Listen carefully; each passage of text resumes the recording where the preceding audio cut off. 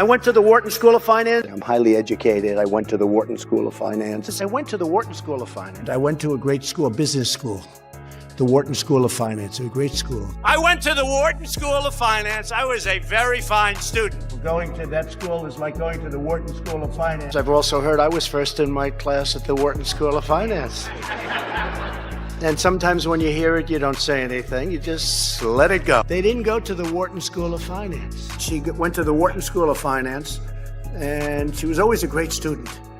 I said, Ivanka, you going to do your homework? Yeah, I've already done it, Dad. And then she get A's. But the Washington Post, they did a deep dive into his academic career, and it is not nearly as impressive as Trump would make it sound. Donald Trump has told the American people for 57 years that he graduated first in his class at the Wharton School of Business in 1968.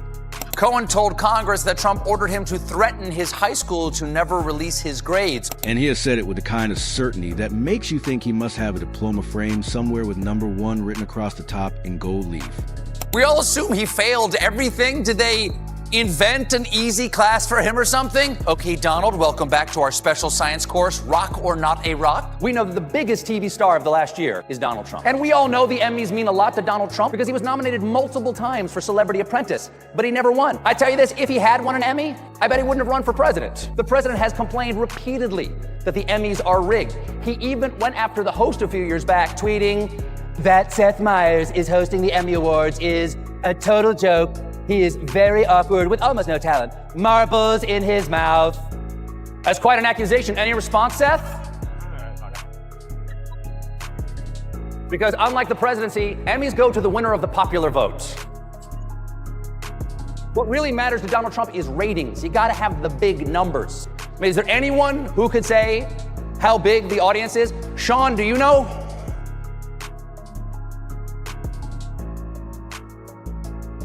This will be the largest audience to witness an Emmys, period, both in person and around the world.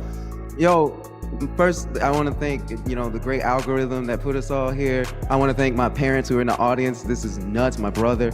I want to thank Trump for making black people #1 on the most oppressed list.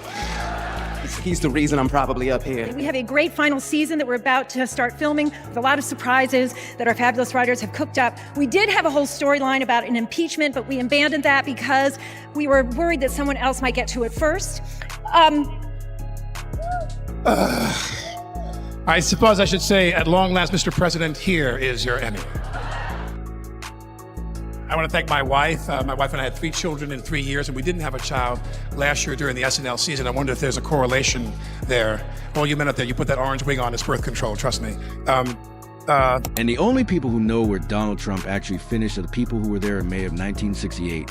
Trump's roommate from junior and senior year, the man who lived in the same dorm room, walked across the same stage, kept the official Wharton School class of 1968 rankings that every graduate received.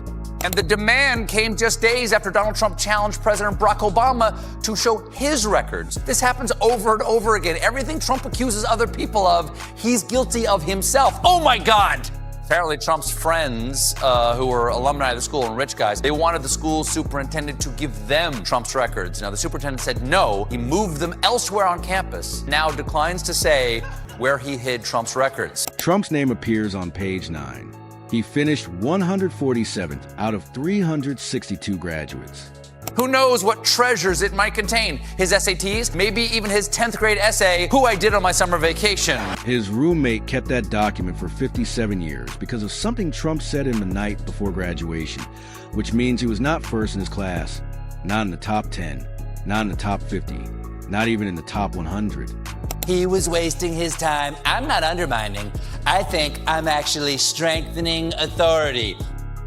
To thank him for all that strengthening of authority, Tillerson called him a moron. Trump looked at the rankings list, saw his own name on page 9 next to the number music 147, and said to his roommate, "Nobody will ever check this. You know that, right? I can say anything I want about where I finished, and nobody will ever go looking."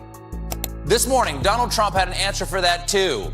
I think it's fake news, but if he did that, I guess we'll have to compare IQ tests, and I can tell you, who is going to win. We have the results of their IQ test right here. Tillerson scored a 120. It's above average, not genius, but still pretty good. And we have Donald Trump's results right here. It's a drawing of a big truck that says MAGA. And there's Trump right there. A man who lies about something nobody can verify will eventually lie about everything. If you grew up in an era when a man's word meant something because his reputation depended on it, when Walter Cronkite could end a broadcast by saying, "And that's the way it is," and nobody questioned whether he had checked his facts. What Trump's roommate understood in 1968, which is that a man who lies about something nobody can verify will eventually lie about everything.